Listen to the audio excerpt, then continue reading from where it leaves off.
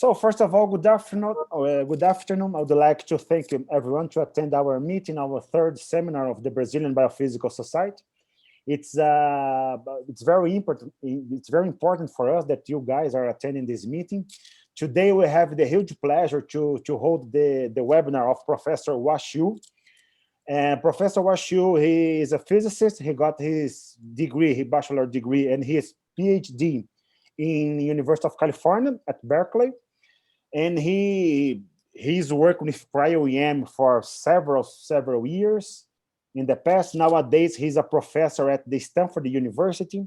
He's in Department of Bioengineering, Department of Microbiology and Immunology, and also in the SLAC National Accelerator Laboratory at Stanford. He has dozens of prizes and honors. He has a very huge contribution in the CryoEM field. Only to have you guys an idea, he has over 31,000 citations in scientific journals, and the H factor huge as 95. And he is collaborating with several different research groups, trying to improve the high resolution part of CryoEM with single particle, virus structures, protein structures. And he will talk today for us a little bit about his current status and his current research. Professor Watt, it's a huge pleasure for us to receive you here. I hope you enjoy this time with us, and thank you so much for accepting our invitation. Thank you very much for your kind introductions and come to my lecture today. And what I plan to do today is to share with you some of the research activity in the last 10 months. And see, particularly in the area of cryo-electron microscopy. And first of all, this is a summary slide of what we did several years ago, since 2008 and 2016. And during this period of time, my lab has involved in solving a number of I call near atomic resolution structures. What I mean is a structure with a resolution around 5 to 4 angstrom resolutions. And at this resolution, we were able to trace the polypeptide backbones of the protein components of many of them. I would not say we trace all the backbones of the protein component, but we were able to trace many of them. And as is shown in here, most of these molecular complexes we did at that time were either chaperone complex or viruses. And there's only one structure which was on ion channels. So the great thing about these kinds of complexes is they have very high symmetry that facilitate the capability of averaging a lot of asymmetric unit within the complexes. So these were the simple case that we get started since the period so-called resolution revolution. So what we did in those days were really old types of electron microscope, and all the data were collected on a charge coupled device camera rather than the more recent advances electron detectors. And so since I moved to Stanford a few years ago, I decided to look back exactly what will be the exciting area in bioimaging. So this is a diagram indicate different imaging modality from X-ray microscopy to super resolution fluorescent microscopy, and to a number of electron cryomicroscopy, and finally to crystallography. As you can see, that the figure toward the right are representing structures at higher resolutions to sub-angstrom resolutions. But those specimen has to be biochemically purified to allow these techniques to work. But the diagram on the left panels technology that we can deal with higher biological complexity. So my thought is that the future types of bioimaging, we probably have to use all this methodology to understand the biological system. So with that in mind, that I would try to include some of the example, particularly first part of my talk will be example at this single particle. We actually reach close to 1 angstrom resolutions, and then also looking at the whole organisms and then organelle within them at a lower resolutions. So with that, when I first started a few years ago at Stanford, it was very difficult to find any space. So this is one of the old building. It looks shabby at the outside, but after we renovated, we were able to get a numbers of machines into the building, and currently we have 3 of these 300 kilovolt microscope equipped with all the nice camera and face plates and energy filters, and also we have 1 200 kilovolt instruments. And within that building, we also equip with a biosafety level 2 tissue culture lab, as well as a confocal fluorescent microscope that one can look at frozen hydrated specimens. So with one of these 4 instruments, we were able to solve a number of structures in the last year and a half. So I'm just kind of quickly glance through some of these structures. And then now in the structure, the ranges from 1.3 angstroms to all the way up to 4-ish angstroms. So as shown in this slide, we are working not only on virus particle, but many other protein complexes, protein antibody complex, membrane proteins, and protein cage, and RNA as well. So what I plan to do today is to dive into a number of these systems that we have studied, how we get the data and what we can learn from those. So that basically cover most part of my lecture this afternoon.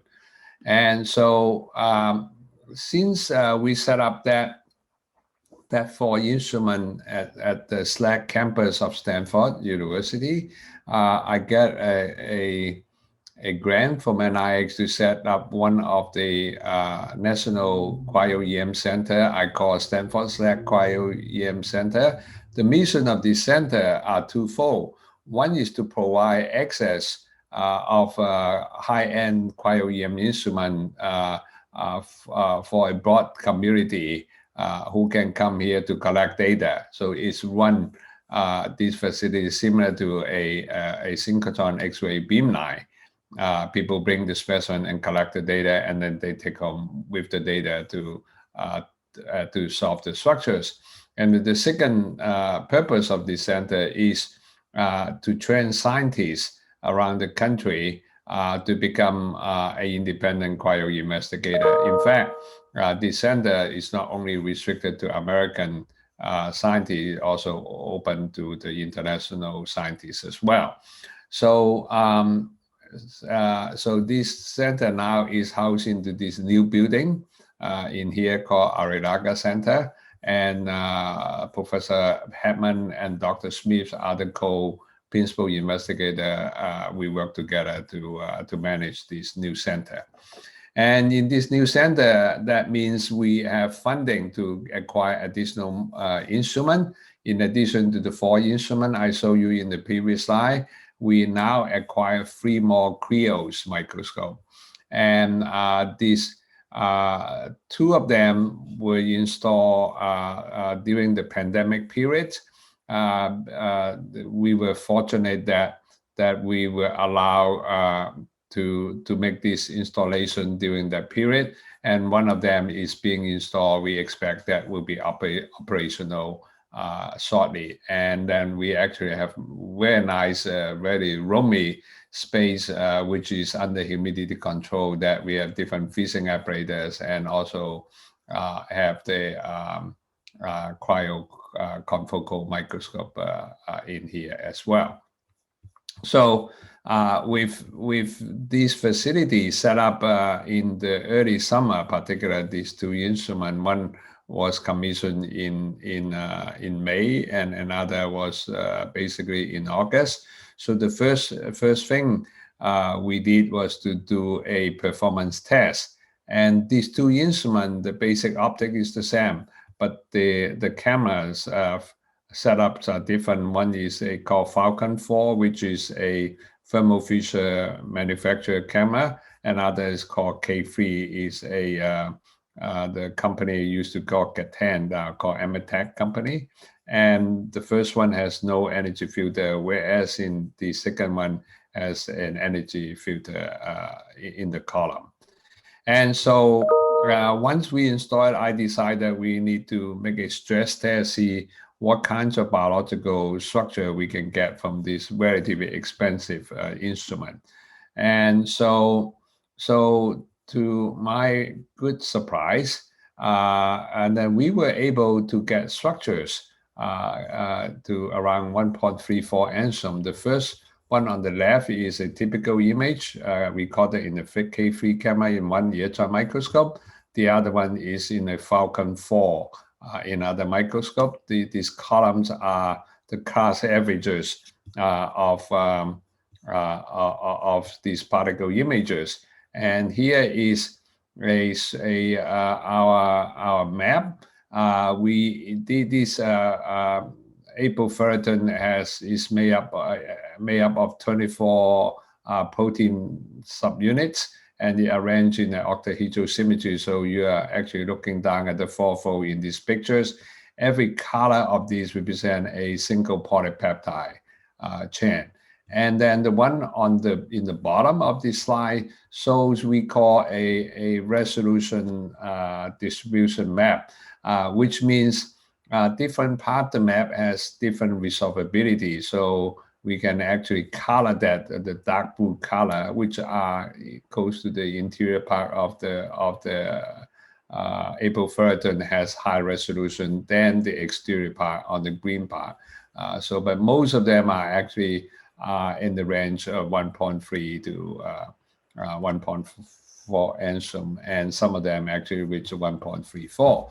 So now when we talk about the resolution, what we really mean is to, in each case, we collect enough data to we split into two sets of data, and we calculate two maps in each of these microscope setting, and then we calculate these so-called Fourier cell correlations.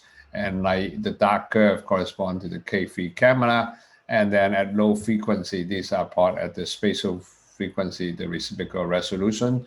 At low resolution, the two maps are basically identical, and up to some resolution, you fall down.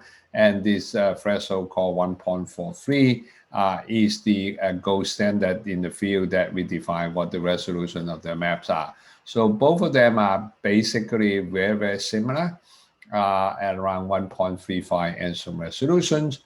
And then we also, the nice things about these studies is that kind of resolution can be obtained not only for one specific microscope and for both microscope, and with two different camera, and also one with energy filter, one without the energy filter.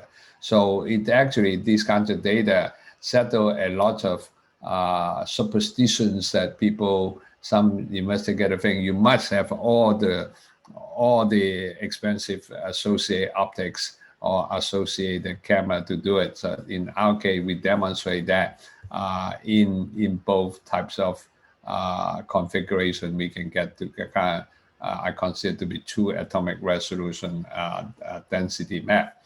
And then the bottom curve shows a plot of the log of the number of particles versus the reciprocal resolution square. What it shows is that in order to get high resolution, you need to have more particles. And so it's a linear curve. From the slope, we can compute, we call this B factor. And so this B factor is different from the crystallographic B factor. What it shows is a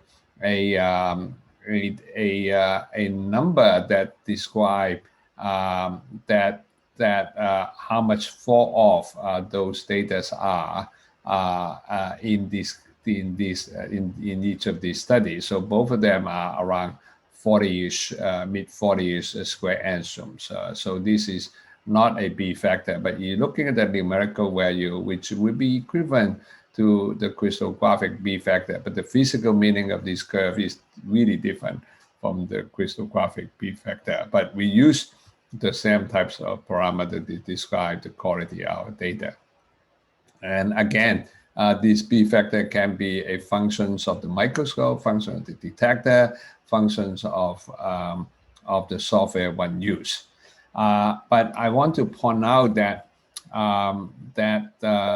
the amount of time that required to collect each of these sets of data, each of the set data was collected at a time of about 10 hours. So this was not a very lengthy data collection procedures. And now with this kind of data, let's look into how does the density look like in those maps. So here is I shows an example for each of the 20 amino acids in the map, and then with the associated model, and each of them are displayed into two different thresholds. So I just want to point out, in the case of threonine residue number 74, we can actually see unambiguously which one is the oxygen and which one is the methyl group. And so the oxygen side chain group is actually more roundish looking compared to the methyl group, looks like more triangular. And so this really shows the resolvability of this map. And you can see that this threonine 74 is very different from the valine. Valine has the similar number to atom, but at the the extended atoms, they are more triangular. Both of them are triangular shape because they are methyl group, rather than the threonine, there's one, the oxygens. And again, we are not quite resolving the hydrogen atom yet, but if you're looking at this favorable case in the threonine 51, at least in these aromatic rings, we see a hint of density sticking out, of course, of this hydrogen.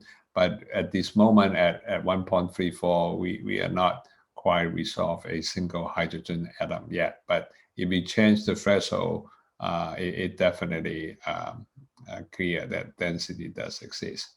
Now, one thing we learned from this analysis is these charged amino acids, particularly the negatively charged amino acid like aspartic and glutamic. If you look at the literature or the protein data bank for the CryoEM structure solved at lower resolution, like 3 or 4 or 5 3 or 4 angstrom resolution, even 2.5 angstroms, and oftentimes you do not see any density at the side chain for the aspartic and glutamic. Even though based on the sequence, you know they are there, but you don't see the density at all. But in this 1.34 angstrom map, we do see the density. And for both the glutamic acid, for the glutamic acid and the aspartic acid in these two cases. Now that suggests that the absence of density at the low resolution CryoEM map is not caused by the radiation damage, because in the literature it has been proposed that the absence of the density in this negatively charged residue are due to radiation damage. In this study, indicate that is not necessarily the case, even though that is possible, but definitely not the primary cause for the absence of the density in the negatively charged residue at a lower resolution map. Furthermore, when we look at some other residue, we do see some of the density absolutely absent, and it turned out they represent different rotamer of that particular residue. So we have multiple cases that we pick up these rotamer, like in the glutamic acid, we see some absent. It turned out that there's a dynamic natures of these residues. So I think this represent what we can see at this 1.3 H angstrom CryoEM density map. Now, in order to describe this map density in a more quantitative terms, we introduce a parameter we call a Q score. Q score basically is a measure of the resolvability of the density with respect to the model. And so we see that we actually look at this using this Q score to look at some X-ray structures as well. So at 1.3 angstrom resolution structures, the Q score is actually pretty high. It's definitely above 0.85 to 0.9 in numerical value. The perfect score is 1. And so I think you can see in both camera, we do see pretty good Q score. Now there's some dip in here, correspond to the residue at the loop area in the polypeptide. And finally, in addition to the proteinish atoms, the heavy atoms of the proteins, we do see other water molecule as well. So in this study, we actually was very careful to assess which one are really the water. So we set up a few criteria to evaluate the water. One is its signal has to be 2 sigma around the surrounding density, and secondly, we select those water molecule. Only the distance between the water molecule to its adjacent nitrogen or oxygen or ions or certain distance. So like, for example, this one is the water next to the oxygens of the adjacent protein atoms. And so I think this is pretty good criterion we do. And then after that, we actually selected those water. We actually estimate, we also look at what the Q values are, and they are all better than 0.8 in score. So these, I think, give us a quantitative assessments of the water. And in case of the ions, we actually are able to pick up some ions in these studies as well. Now, picking up the ions, we know they're ions, but exactly which ions we are looking at. Unlike in crystal structures, you know what the predominant salt condition you use to crystallize the protein, so you kind of have a pretty good idea. But in the case of our study, even though we know what the buffers are, but we haven't paid enough attention at the beginning of the experiment to control, to be sure that it's only ions you have, because when we purify the apoferritin, the numbers of step, the numbers of salt buffer are being used. So, but what we can say is the ions we did see are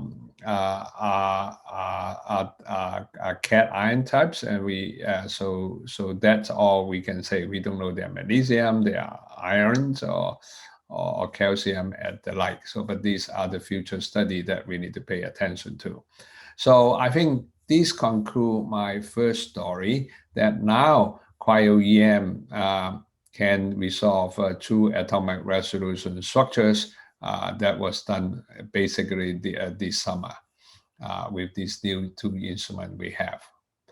And then now next thing that I like to be seasonal, that since this year's Nobel Prize on the CRISPR, the discovery of CRISPR, so we actually have done some studies of the CRISPR complex with the anti-CRISPR proteins. CRISPR protein is the immune system that in the bacteria, when the bacteriophages infected the bacteria, the bacterial system would have this immune system, which is a protein RNA complex.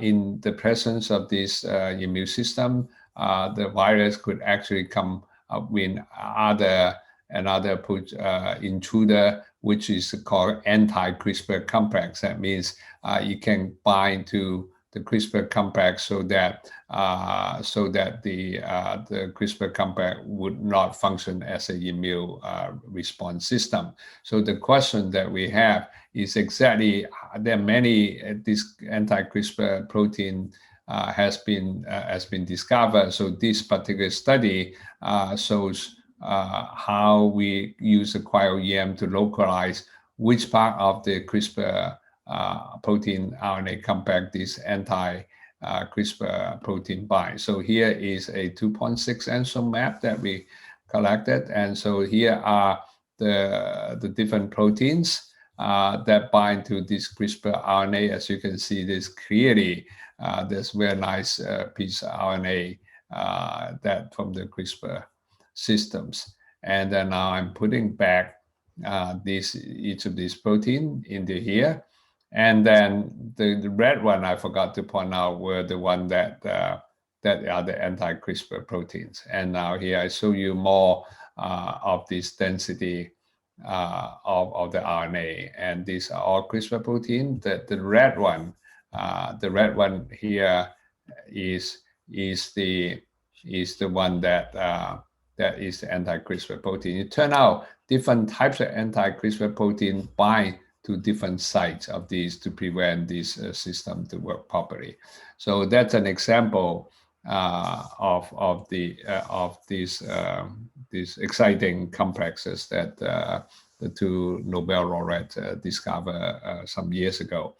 And so in this system at 2.6 angstrom, in addition to protein RNA, we were able to resolve the water molecule as well in these systems. Okay, so now the first system I kind of like to discuss with you is a system that we have studied for some years, but during the pandemic we were able to wrap it up and then submit to the journal, and now it was just accepted. It was just in press just a few weeks ago. And so this system is a very probably familiar to many of you. It's an ATPase system, and it has 35 different polypeptides, and some of them are extracellular proteins that we call V1, and another set of protein are embedded in membranes called V0. And so this is a ATPase that present in the vacuole membranes of the yeast. So in the yeast system, when the yeast is starving nutrition-wise, and these two complexes, the V1 and the V0, will be disassembled. So this is a true physiological phenomenon that these two complexes can be dissociated. So we take advantage of these situations, and we purify and the complex on this V0 part. And this V0 part has a lot of proteins associated with the membrane. Then here is a kind of typical images of this complex. And so on the right are the class averages of 3 different views on these. These are top view, side view. These are slightly tilted view. And so now, since it's a membrane proteins, the question is, how do we purify it? And so before I go into detail, I would like to show this 2.7 enzyme map, and then I'll get into the detail how we make this sample and what other detail we can see. So this particular one is we preserve it in using a kind of nano disc, which I'll explain what that means. And these three belts surrounding it are the three nano discs kinds of keeping the complex intact. So here is different color. Different color represent different proteins. And that when we first started this, we thought there were 14 proteins, but through some analysis, we discovered there are 15 proteins after we solved the structures. Now, in addition to the protein moiety in this 2.7x enzyme map, we actually, in the middle of the ring, which is made up of 10 proteins, is full of lipids. So we can actually fit the model of the phospholipid in the middle of it, as you can see how good the density and our model fit. And the green protein is the, I call it business end of it, because that's possibly are involved in the proton path. In addition to the phospholipid in the middle of the 10 ring structures, and that there are other area also have the lipid moiety. And this particular area, that particular density, we were able to model it glycolipids. And in addition to lipid and protein, we actually pick up water molecule here as well. At 2.7 enzyme is just very marginal to be able to pick up the water. And I will present in the next few slides how we justify this water in a minute. So we are very excited to be able to resolve all these. You can see all the side chain are clearly visible. Now, then the next few slides go into a bit detail how we make this membrane protein, which will be amenable for this kind of CryoEM study. And so the way we did that is to use these reconstitution procedures. In general, for membrane protein, we resolve it in a detergent micelle, but in our application, we use this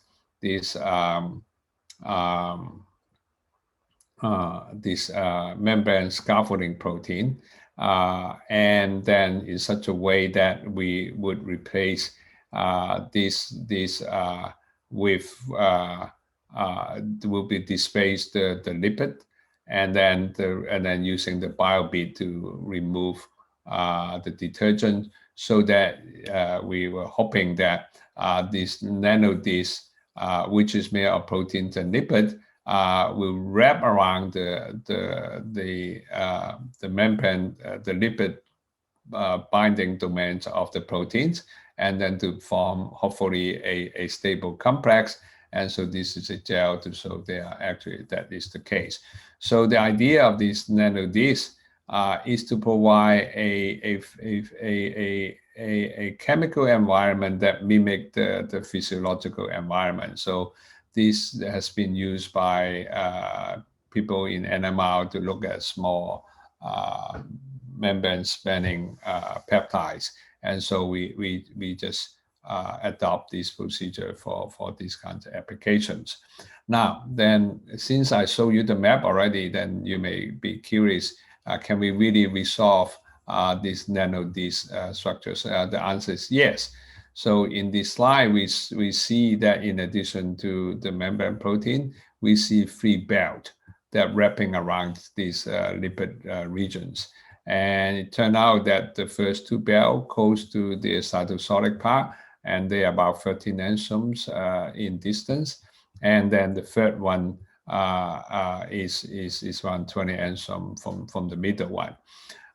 So it is known that the protein part is actually apolipoprotein 1.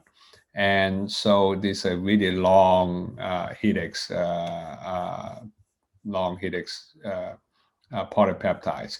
And so the first ring is actually pretty close to the C ring, which is made up of 10 protein. I'll get into that in a minute.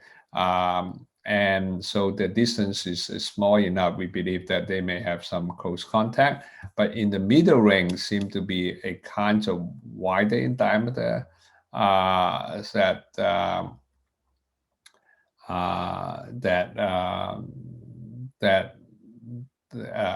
in such a way that has a probably have some lipid molecule sandwich between the C ring protein and then the apoprotein. And so this is the way that we prepare the specimens. Now, since at this resolution, we were able to resolve many protein, the green protein and is called A subunit, is the major part involved in the proton transport.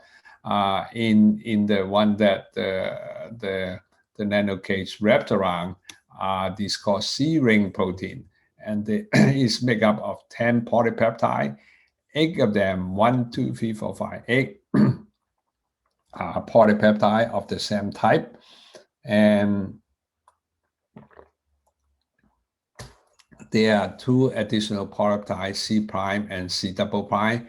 They are also have a helix bundle fold, a transmembrane helix helices, but their length is actually is different. And so that means they're heterodecamous structures. 8 of them one kind, and with 2 additional protein. And so that makes this V0 very unique, and I would explain that in a minute.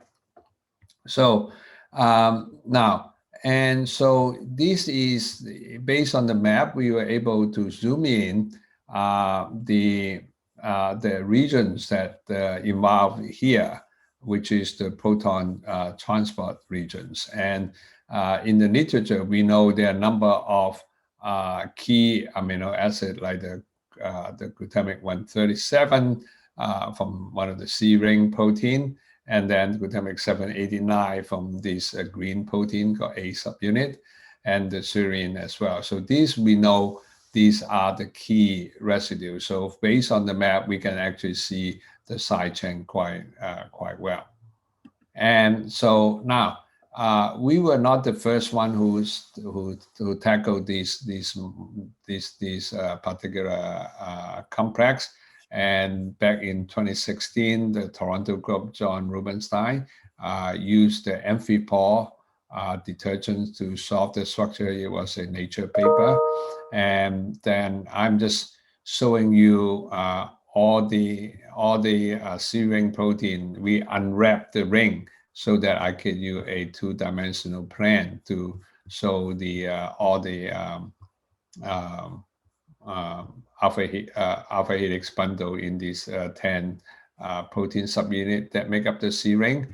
And a couple years ago, we improved that map by using the nanodisk from 3.9 to 3.5 angstroms. You can see at different resolution, the density actually get better. You can see the side chain sticking out more so rather than a little pimple that actually I think more protruding out. And then at 2.7, that's very clearly with all the side chain. And this is one example, one of the alpha helices. You can see all the side chain is unambiguously shown in here. And so with that, so these are the one that we pointed out. These certain helices are involved in interaction with the green protein where the proton transport, whereas all the others protein are exposed to the lipid, but in this case are the nanodisk. Okay, so now in addition to protein at 2.7 angstroms, we were able to pick up the water molecules as well. So again, we use our criterion I described earlier. We particularly looking at the Q score, and then we look at the distance between the water and the oxygen and nitrogen atoms, and all these red dots with the density are all the water molecule we are able to pick up, like in the cytosolic access bar, and these are in the lumen part in these bottom figures.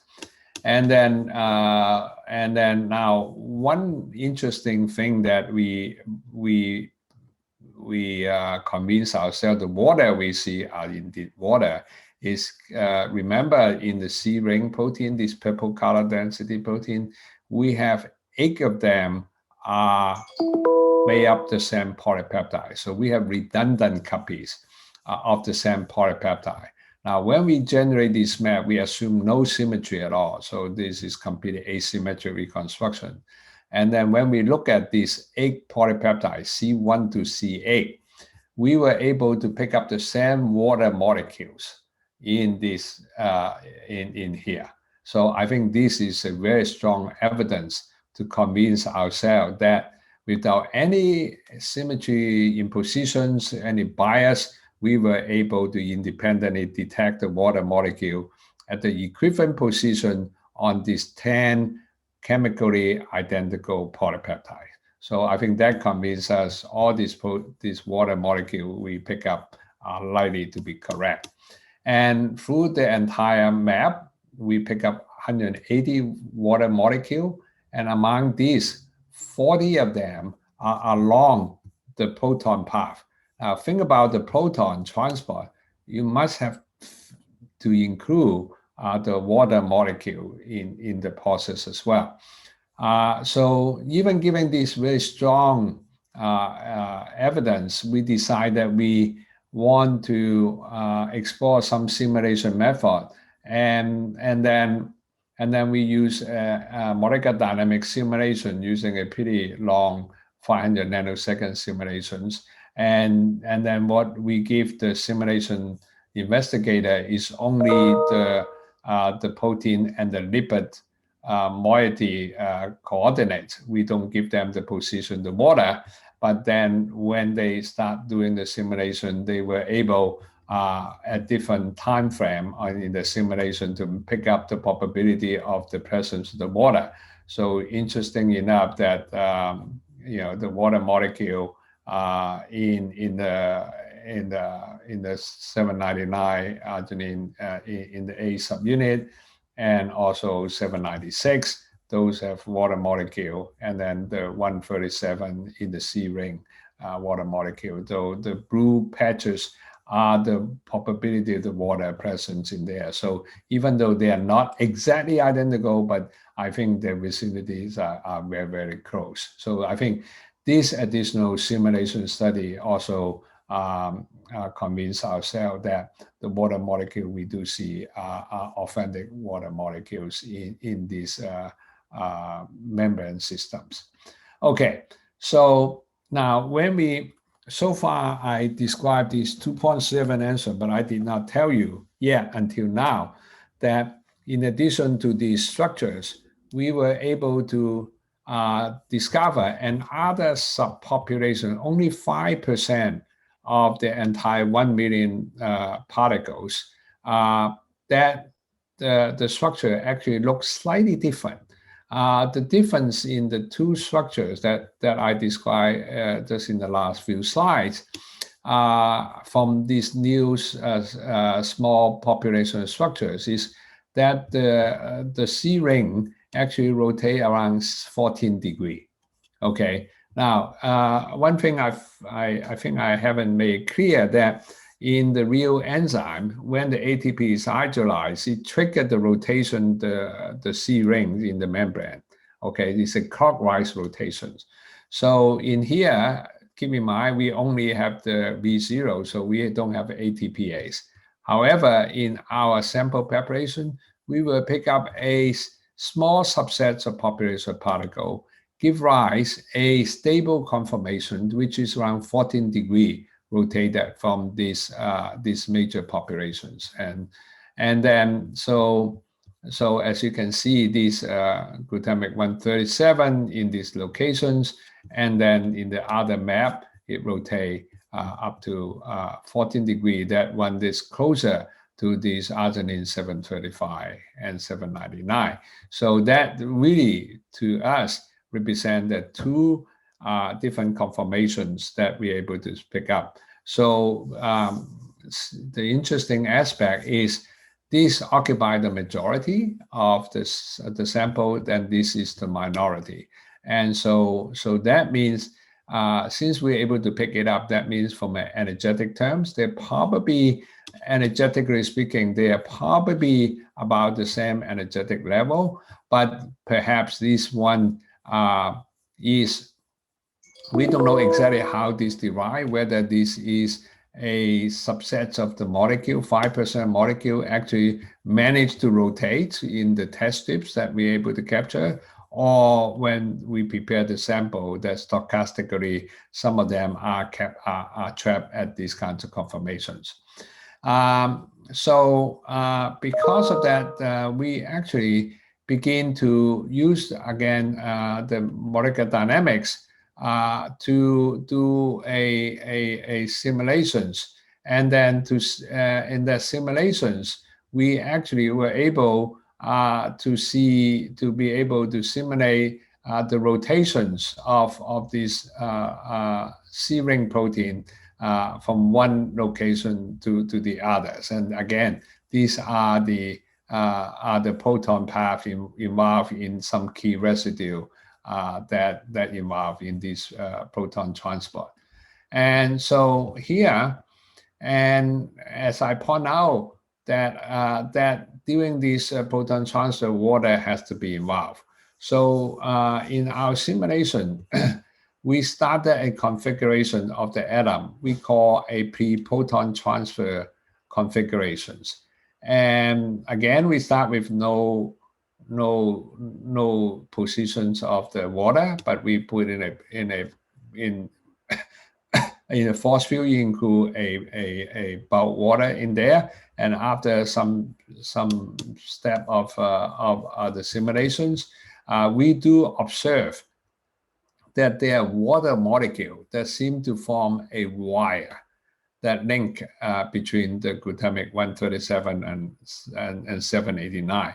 So this F panel represent two different views of the starting point of these pre-proton transfer configurations. And this is parallel to the membrane, looking at parallel to the membrane. This is looking normal to the membrane. And so you can see they actually form a wire. But we also started with another simulations, which is we call post-proton transport transfer configuration. And in this simulation, we do see no water wire connectivity between these residue. So that strongly suggests that in this simulation that before the proton is transferred from the glutamic acid to the other glutamic acid, and there's water involved. But when after that transfer process, the water is still there, but they don't form a network.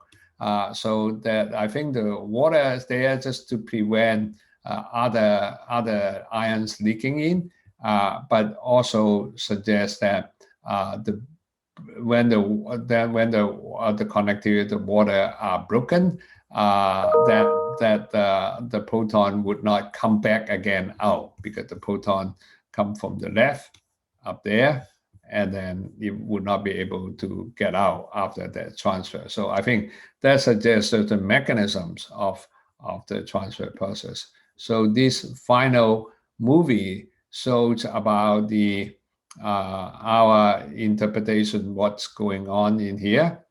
And so here again, this C-ring protein, 10 of them, these are N terminal of the A subunit, these are the C terminal of the A subunit, and some of the lipid moiety also depicted in these animations. And then now I trim off most of these, and then now I'm showing you about these configurations. Now we rotate this way, and then now you see the speed actually a bit different here and here at the beginning, as shown in the previous slide. These are in close contact with some water connected to these two residues. And when when the proton is transferred, and this particular residue get rotated and attracted to the other residues, which seem to form salt breaches, and then if we keep rotating that to the perfect salt breaches between these two sets of residue from the A subunit and also this C subunit, and then you go further down, rotate further, and then that eventually there will be another proton get picked up, and then that goes in a cycle again. Now in here, when the salt breaches is formed back here, in fact, these are pretty stable. The reason that these will rotate in the real native enzyme, the ATP gets synthesized, and so their chemical energy, we believe, that will trigger the continuations of breaking this bond to allow these to rotate toward the clockwise conditions.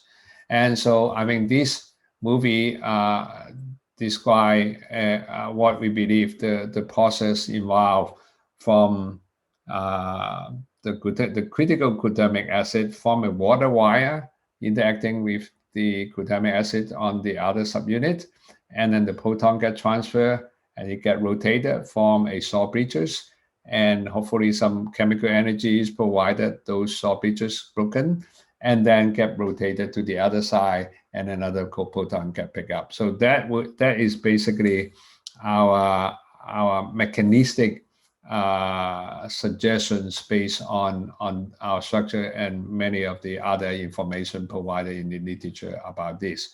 So this basically conclude my discussions on this system on the membrane proteins. And let me just move to, so all these were done, finished, and published during the pandemic times. Between March and May, we were able to manage putting up this together. Now, since the pandemic began, and everybody start thinking about the coronavirus. So the next few slides, I would describe our engagement with the coronavirus structural study by CryoEM. And this is a kind of life cycle of the coronavirus. Is an mRNA virus, and that entered the cell by some mechanisms. They probably some membrane fusion will be involved because this coronavirus is a membrane-containing virus, and then the gene will be it's an RNA, so will be translated into different protein that would involve in other replication steps and other transcription step of other proteins, and eventually they would form a new virus particle and then will be exit. So our approach in the next remaining period, I will talk about how we tackle the structure of the coronavirus, particularly the spike protein sticking out, and also how we approach the study CryoEM of the segments of the genome of the coronavirus.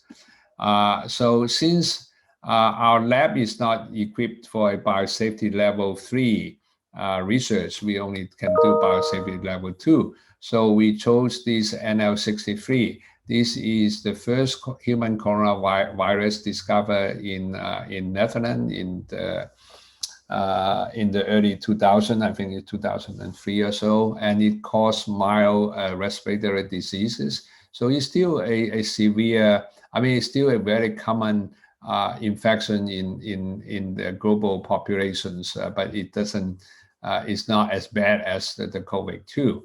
So here is the purified virus we did. And so these, they have different sizes. and some of them and have different shape as well. Those that I circle represent are the spike protein. So we decided to just taking single particle images and then do the spike. And then these are the spike that we pick up computationally. And in there we pick up 82,000 spikes, and we constructed a 3.4 angstroms. Each color represents a monomers of that, and this is the top view, and that's the side view. In addition to the proteinish material, we actually able to pick up additional density. We are with the visual additional that we in yellow, we consider those are the sugar part. And then we looking at the resolution variation in there. Of course, the one sticking out to the surface has a lower resolution than those from inside.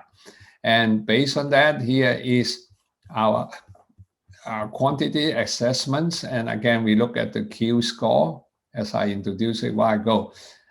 At 3.4 angstrom, based on a lot of CryoEM map, is around slightly 0.52 score. But in our map, we are all close to 0.6, except a few of them are of lower. So by and large, this is a really good map. And again, these are a stretch of residue that we can see in this kind of map. And in addition to that, as I point out, we were able to pick up additional non-proteinish density. And the one on yellow are the glycan part. We interpret as different types of glycan. Before our work, David Wessler over in Seattle, he did in 2016, several years ago, on a CryoEM of express and purify a spike protein. He did not study the spike in the virus, but he studied a biochemically purified spike. So his map, actually, he was able to identify all these glycan together with the mass spec. So we did see what David saw in Seattle. And in addition, we do see other density in green, which we believe those are also glycan. Now, the difference between our map and their map is we interpret because we express we grow the virus in different cell, and in their case, they express the spike protein in insect virus, but our case is in the mammalian cell. So in different cell line, there are different types of glycan will be associated with protein. Now, I point out that this is significant of this glycan part because they would definitely be impacting on the immunoresponse of this S protein. So the glycan part can turn out to be very, very critical if we want to design drugs or antibody. So we actually, after that, we actually compare our spike protein in an NL63 with other structure that saw for the COVID-2. And it turned out in the spike protein, in the distal part called S1 regions, that we have 5 domains, 0, A, B, C, D. And then this is the linker protein that connected this red color, the linker protein, connected from the domain A to domain B. So this is a kind of close configurations in this NL63 particle. On the other hand, in the COVID-2, they have only 4 domain, A prime, B prime, C prime, and D prime. And so they are on open configurations. And so this is very significant difference between the two. And it turned out the B domain is the receptor binding, the AC2 binding domain of both viruses. And you can see that in our case, our receptor binding protein are hidden in here. But in the case of COVID, it's really open. So when we compare the structures, that the B domains are a bit different, at least in the receptor binding. And then in here, there's a stem, there's a region involved in the fusion process, but in this case, both the NL63 and the COVID2, they're very, very homologous, and RMS deviation of the backbone is 3.1 angstroms. Now, one thing deserves some interest is since we have 5 in NL63, the COVID2 has only 4, then the question is, one domain must be deleted, spliced out to convert from NL63 to COVID2. So I think in here, when we compare the structures, the domain 0 and A, the RMS theory is around 3.8. And between 0 and A prime is also around 3.5. And then between A and A prime is around 3.7. So they are really similar, but they are not quite identical. And so the theory is probably there are splicing events happen that one of the domains are being spliced away to make these coronavirus to become a COVID-2. And so I think we are now doing more analysis, pushing these to this slightly higher resolution. The one important aspect of this work is now we can look at the coronavirus spike without purifying the spike protein. I think this is important because now we can look at molecular structure in context. I think this is the value of CryoEM and in this particular approach. So now, in addition to that, initially we thought maybe we need to do tomography because this is a tomogram display in a virtual reality. You can see each particle having different numbers of spikes. The distribution of spikes are different. So in our approach, we actually, the separate approach using the tomography, we are able to pick up the virus particle, pick up the spikes in the 3D tomogram and average it. So in fact, now doing the subtomogram averages, we get something like around 8 angstrom resolution. The interesting thing, in addition to this crown part of the trimer, we begin to resolve some of the stalk part, connecting the crown part of the spike to the lipid of the viral particles. And then based on the tomographic subtomogram average, we actually begin to see this crown part of the corona NL63. They have multiple conformations. So when we do an interpolation, we see these can be bent with this hinge motion, and this can be spinning around with the twisting. So we are now seeing the corona spike dancing on the floor. So I think we are now doing some more molecular dynamic to substantiate our observations. So this basically complete my story on the coronavirus. Okay, how do I do on time? I think I run through more than an hour now. Is that correct? Yeah, but I mean, feel free if you have some more example to show to us, and feel free to keep going. I mean, I don't know how much you need. I need 5 minutes, okay? Why don't I show you another case? We're looking at the viral genome, and sure. COVID-2, it's a 30,000 bases, and they actually have the open reading frame that code for one non-polypeptide, and then afterward cleave in multiple proteins. These are non-structural protein. It turned out the non-structural protein are coded from the 5' end to start with, and then they in this there are 2 open reading frame, 1A and then 1B, and then they all start beginning from here, and then when you get here. When they start on 1B, they actually have to shift 1 base. So then there's some unknown process how this is done, but that definitely has to do with a specific configurations of the proteins, configuration of the genome at that. And so we zoom in this particular region because these really regulate the productions of the 2 sets of polypeptides, And because this is key, because in order to get the virus spread, they need to produce enough of this protein and also enough of that protein in a stoichiometric way. So we decided that we need to zoom in these particular regions of the genome, and then that particular genome turned out only made up of 88 nucleotide, which has a molecular mass of 28 kilodaltons. And so these are the typical images we get, and we pick up the images, and this is class images. And from here, we were able to generate a 6.9 ansomes map. And this is how the map looks like.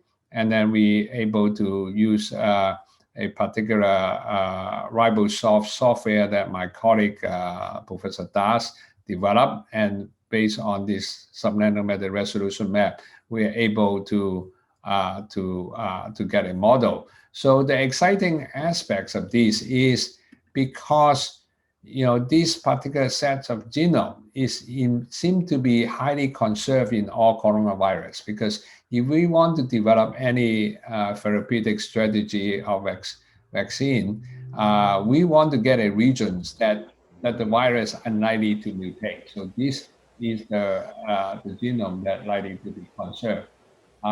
So this, from that point of view, that can be done, and that's worth looking at. And the second thing, through that work during this pandemic time, we're able to solve this 88 kilodalton, 88 nucleotide, 28 kilodalton molecular mass RNA. So this is the smallest particle ever seen being CryoEM. So in the model, I don't have time to go into the detail, but definitely there are holes in here, and that actually suggests a lot of possibility on that. Now, from a therapeutic or vaccine development, this is important because in the genome, we don't know a priori whether they can form a stationary or stable tertiary structures. And in our work, we demonstrate, yes, these 88 nucleotides can form a stable RNA structure. So that means it will become a attractive target for drug design. So as a result of that, we get a bunch of colleagues involved, including Paul Burke and Jeff Grant, who is a clinician scientist. And then Professor Das is our RNA biophysicist. So we get engaged since the pandemic on a weekly basis to look at some strategy for the frame-shift elements RNA therapy. And so through that work, we actually find out there are some other segments that actually form at that. So we are now very active working in designing these version drug design antisense oligonucleotide antiviral. So I think work are in progress. We actually have solved a number of these structures already, again at a cancer sub-nanometer resolution level. And finally, I think just another few minutes. So far I talked about highly purified material. Well, here I want to show you we can now emerging in looking at the whole cell. So we have numbers of technology that we can combine: confocal, fluorescent microscope, in focus ion beam, and the TEM. So from there, I just want to, I will skip that. And then this is one example. We're looking at the yeast cell. And so we have one of the protein that tag with a fluorescent dye. So these are the confocal stack of this frozen hydrated yeast cell. And then we see this punter in this stack. And this is a whole EM grid. And so from there, we know what the location. We put a focus ion beam, and we do an scanning electron microscope, each of the yeast cell. We don't see a lot of organelle in it. So we begin to see what we call mu and mu approach to see the organelle inside the cell. And then we zoom in this particular area of interest. Is a histone protein 104 with a GFP. And then we put this, we fin it with a fin lamella. And then we put it in a Cryo's microscope, and then we do a tomographic reconstruction. Now I'm showing you a slice by slide in this 3D tomogram, and this thing here offering different types of subcellular features, which we can use a deep learning algorithm to annotate these all ribosome here, and in purple, and these are the inclusion body of the histoprotein 104. Under this condition, they supposed to form aggregate. And in addition, we do see this multivesicular body, and some area we begin to see the nuclear pore as well. So in fact, this paper just appeared in the journal called Structure today, and we make it to the cover photo of this as well. And so I think I have talked enough today, and this is one last slide to talk about that we can see different subcellular structure. We can do a reconstruction of subtomal ribosome and nuclear pore. And so finally, I think I want to skip this. And in summary, I think I hope to convince you in the last few months, we have done enough work. So CryoEM is an essential tool for basic and translational research. Particularly the ability to do atomic resolution is high interest in the pharma industry. And then I think with the cryo-electron tomography, I can through very, very quickly. And I think it would likely to become a mainstream in clinical medicines. And finally, the correlated bioimaging and omics science are the emerging technology in the years to come. And finally, I want to remind you, we have this synchrotron light CryoEM facility at SLAC, and any one of you have project are welcome, or you want to get some of our expertise training, you're also welcome as well. So right now we have 90 surface projects happening right now. And finally, we can collect the data on the fly. We can look at your iPhone, look at what your data are. And finally, I appreciate all my colleagues who worked very hard in the last few months to make it possible on the results that I presented to you. And all this work cannot be done with a lot of other collaborators around the country. And I thank you very much for your attention. Professor, thank you so much for your very, very nice and quite interesting presentation. First of all, on behalf of the Brazilian Biophysical Society, I'd like once again to thank you for your very, very nice presentation. Of course, we have several questions here. I make note of some of them. I think that the first one could be Lisandro. Lisandro, I think you may open your mic to talk. Lisandro is from Argentina, and he's listening us right now. I see. How are you? Yes. Thank you, Leandro. Thank you, Dr. Chiu.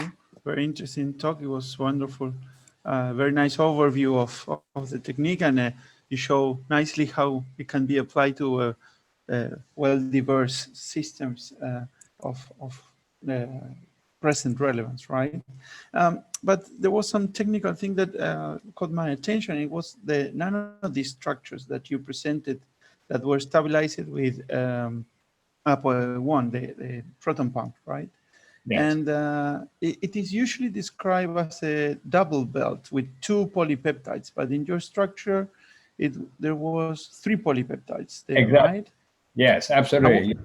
Very good. You pick up a very important point, which I forgot to mention. I was wondering what type of lipids or phospholipids you use, and if these may be related with this odd structure of the paper. I think most of the other structure reported in the literature, they have only 2 bell. And I think the reason we think they have a 3 bell because we have 10 polypeptide from the C ring. So our structure is slightly bigger than most of the structure having used in there. So I think 2 bell is probably not enough to hold the thing together, and they need a 3 bell. That's that was my other question, because what was the size of the nanodisk, and if they were all the same, or if you could see some dispersion on the size of the nanodisk, of the structure that stabilized the pump. Yeah. But the lipids are phospholipids, are normal phospholipids, right? Right. Okay. Well, thank you very much. Sure. Thank you so much, Lisandro, for your question. Now, Greg Kitten, are you there? I think you are able to talk now. Yes, Greg, can you, yeah? yeah, can you hear me now? Yes. Yeah, sure. Okay. Yeah, Dr. Chiu, it was very good, very nice talk. I'm curious about the cost of, how much did it cost to install each of the new Cryos in your lab? This is a universal question for CryoEM. Yeah, right. Unfortunately, we have only one company dominate the market. And so one of the Cryos costs it's around $6 million US. And so right now I think last week, I think there's two Nature paper from Europe, one from the RMB, MRC, Cambridge, another from my Max Planck. Each of them utilized the next set of electron microscope, which even costs more money. They report that one is 1.23, another 1.25 angstroms. So we are slightly behind. We are only, I show you 1.34, but actually a week ago, we did the experiment, we were able to get 1.29. So compared to the British, we are just behind by 0.7 angstroms resolution, if we want to compete in that way. But the difference is we would save you close to $2 million compared to what they have. So I think my hope is, I think we'd like to explore further. We are going to get that upgrade with the additional optics, including the cold-free emission supposed to be a better coherence beam, and also with energy filter that may by the thermal fisher. So I think it will be interesting whether we can actually resolve the structure down to below 1 angstroms. I believe if we collect enough data, that may be a possibility. I mean, we did not use too many data. We just collect for 10 hours. Well, how about we collect 2 days with more data? And I think there's one way we can assess whether we can push it down to a level we can actually resolve the hydrogen atoms. Yes, that's good. I think part of the problem, obviously, here in Brazil is the cost of these equipment. And we do have, that I know of, only one in Brazil, Rodrigo Portugal and LM Nano. And so the other places here in the university where I am, UFMG, so we do have all the equipment to make cryo, but we're limited by the microscope. So we probably have only on the order of 8 or 9 angstrom resolution. Mm-hmm. And so what I guess the next thing I've seen that Henderson and a lot of these groups, they're pushing for a cheaper version that's capable of getting down into the 2 to 3 angstrom resolution. Are you involved with making a lower cost, high resolution microscope? I'm not involved in doing that. So I have no objections to go on a low voltage. And I think if you have a good specimens at a 200 kilovolt microscope, you can get down to, between 2.5 to 3 angstroms resolutions. I think it can be done with a 200 kilovolt instrument. So I think, to me, when people in America say, "Oh, I use a 200 kilovolt microscope to do the screening," well, yeah, you need some microscope to do the screening. That's clear, but the same microscope can be done to a very decent resolution. A 2 or 3 angstrom resolution, still an extremely respectable resolutions in the context of most of the scientific questions we raise. So now the question is whether we can push it down to 100 kilovolt. And what I am concerned is that that is probably not impossible if you optimize everything and you looking at very thin ice. And like, for example, the first atomic resolution structure solved by Richard Anderson in the bacterial rhodopsin was done at 100 kilovolt, which actually I helped to set up in Berlin some decades ago. So that is possible. But I think, when we buy a microscope, I think the future of structural biology at the kind of cellular level, and then looking at cell, we definitely love to see more things, much thicker area of the cell. So at the end of the day, we probably need to go to a higher energy if we want to look at more real estate within the cellular context. So I personally kind of like to push a higher voltage, because I think the cell biology is the biology. Because the single particle is biochemistry, is for the chemist, which is very, very important, but I think it can be done.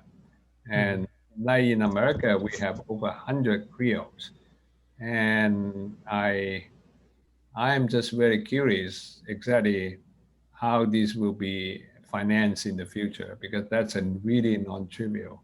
And I feel a lot of money. Yeah, I feel a lot of burden every day, how I pay the rent in the future. Yeah. Now, I bought it, the NI is going to pay for it. That's great. I'm happy. But financing this is non-trivial issue. So I think we need to think about scaling the economy. I think we need to think about doing the bulk. If you want to do a high resolution, you just like the crystallographer, getting the grid protein is the key.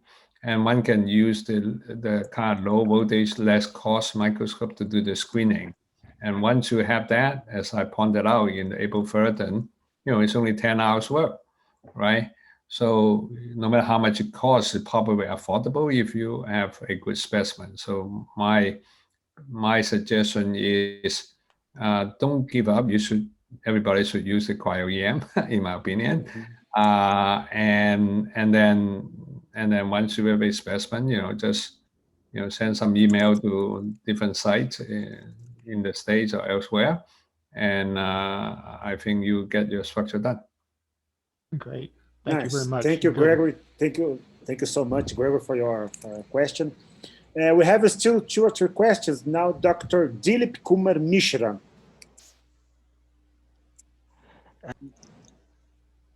I think you are muted.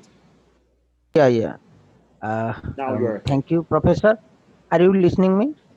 Yes. Yeah. We are listening to you. Yeah. Thank you, Professor, for your wonderful lecture. I learned very, very informative lessons from you. And my little question is that, you know that coronavirus is a core cell structures, and in the cell, the spike proteins are present. Okay.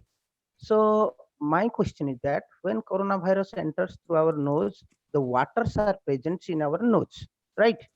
So my question is that what is the interaction of spike proteins to the water, whether the spike protein is hydrophilic or hydrophobic?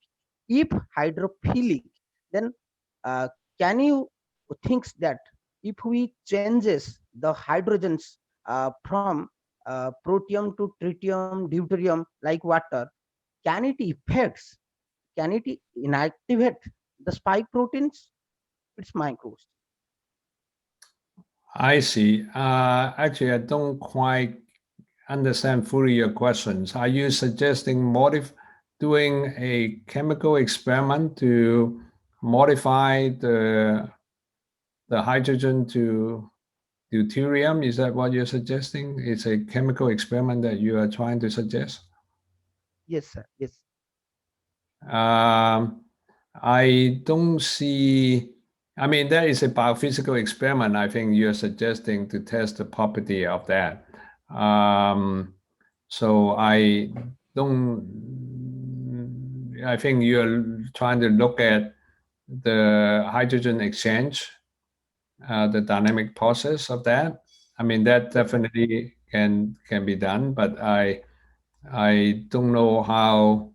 I mean, that's an interesting biophysical questions, but I don't know how that would have an immediate impact on the therapeutic development. Maybe it does. Thank you, Doctor. Now, Guilherme Arantes, are you? Oh, yeah, you are here with the camera. Guilherme, thank you so much. Yes, hi. Thanks a lot for the great talk and amazing work. I have a question regarding the interpretation of the electron density maps for charged residues, particularly glutamate and aspartate, as you mentioned a little bit about that. So could you be able to use the electron density maps to assign the protonation state of those side chains? How can it do it, and what sort of resolution do you need to have that sort of information? Yeah, that's a very good question, and we have that in mind. So that question was raised some time ago because there, as I point out, there's some belief that the absence of the density was caused by the damage. Okay, if that's the case, we can't tell the chemistry if that was the case. But in our work here, I think it is become apparent that the absence of the visible density in the glutamic and the aspartics are caused by a combination of possibility.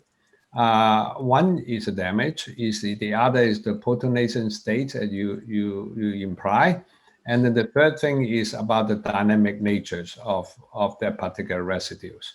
So I think we are still complex with all these options, but when you zoom in a particular regions, which when you begin to look at its chemical environment, and I believe those questions will be worthwhile investigating. Okay, particularly there is a lot of these the charged residue are involved in stabilizing the either inter or intramolecular interactions, and I mean that is the questions that I think with the ability to go down below 3 angstroms at 2.5 angstrom, I think that it will be really worthwhile to look at whether one can resolve that kind of questions. And I think right now what we are doing is to make an assessment. How good the density we are really looking at? That's the reason we introduced the Q score. So otherwise, if this is a lousy, it's a noisy regions, then we are interpreting noise. That's no good.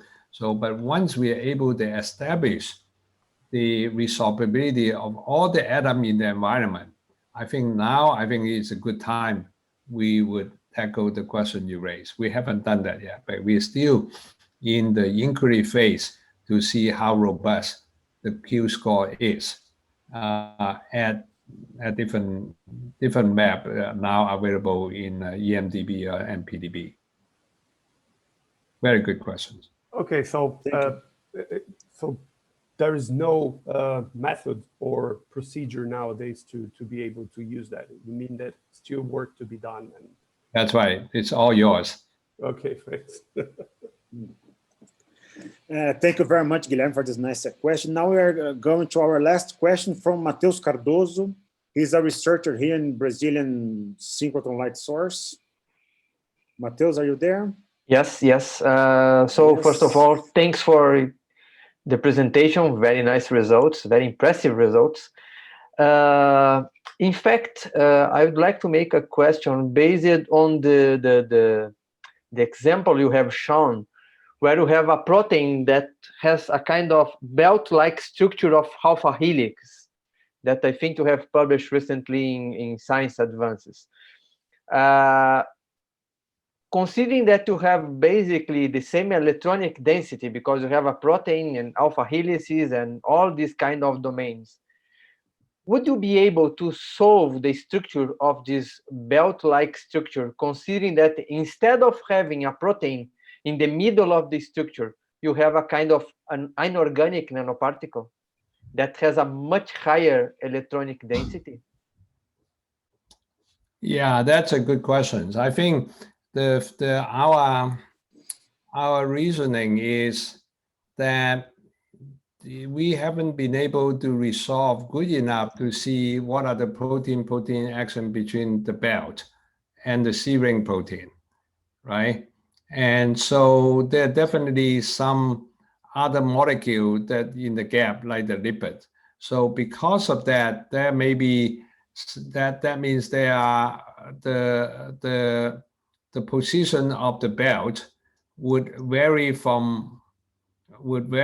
a bit from particle to particle, but it's good enough to resolve the secondary structural features, but not at the kinds of residue level.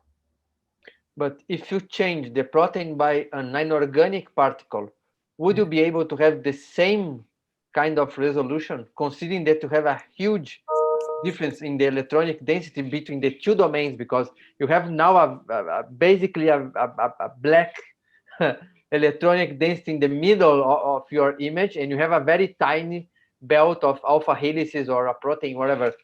Do you believe that CryoEM would be able to solve this belt or whatever, this protein structure around of these inorganic nanoparticles? I think this is an interesting question. I think that's probably worth thinking a bit more to design a nanoparticles for that. Good suggestions. I don't know the answer. We haven't tried that way. I will write you later on. Yeah. Very nice, guys. So I think once more, the Brazilian Biophysical Society would like to thank you, Professor Chiu. It was a very, very nice and interesting presentation. We have a lot of people attending the meeting. It was very, very nice for us, and also several questions. And now we are reaching the moment that we take a picture for everyone together to put in our social media and so on. So guys, please, everyone, open the camera, smile. Let me see, because I have more people over there. Where are you guys? There you are. And I would like again to thank you. It was a very, very nice presentation. I think that you also could see more or less how we can do our stuff here, do science here. We nowadays in Brazil, talking about our CryoEM facility, as already mentioned, we have one cryos machine here at Campinas, the state of São Paulo. Just this one in Latin America, as far as I know. We have also some Arctica machines and Talos machines working there. And it's open for everyone in Brazil, in Latin America, also in the world to use, to send proposals and so on. Of course, during our pandemic limitation, we are kind of closed, but you can send your proposal and make the measurements here. Professor, Rod, would you like to say something before our closure? Okay, I thank you very much for attending my talk, and the questions are outstanding, and I'm very pleased to have an opportunity to talk to you, and hope to see you in person soon. Yeah. In Brazil or in California. Yeah, thank you so much. Oh, and as Professor Chiu mentioned, that he has a very, very nice facility. I had the opportunity to go there, I think 2 or 3 years ago. I stayed a couple of months there. It's very, very nice. I mean, people in the lab are very, very nice. They received me very, very well. I definitely recommend you to go there if you are nearby Stanford University, Palo Alto, to go there to make a stop to see how is the infrastructure that they have there, which is amazing. And also people there is very, very nice. Guys, so we see each other next week at the same time. We are announcing the lecture of the next few days, and we are waiting for you here. Have a nice week. See you around. Bye-bye, everyone. Bye. Bye-bye. Thank you.